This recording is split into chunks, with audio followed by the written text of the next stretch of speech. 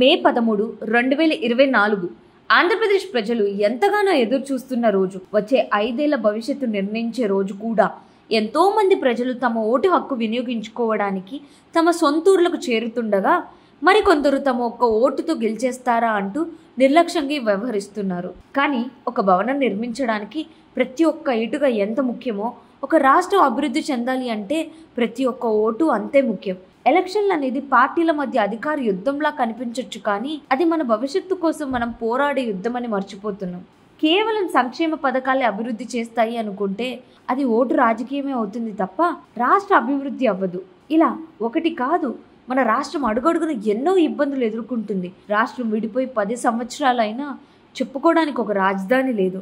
కొన్ని లక్షల కోట్ల అప్పులో రాష్ట్రం కూరుకుపోవడం, గవర్నమెంట్ స్థలాల తాకట్టులో ఉండటం, ఇలా ఒకటి కాదు, చెబుతూ పోతే మరో పాకిస్తాన్, మరో శ్రీలంక అవ్వడానికి దగ్గరలో ఉంది ఆంధ్ర రాష్ట్రం.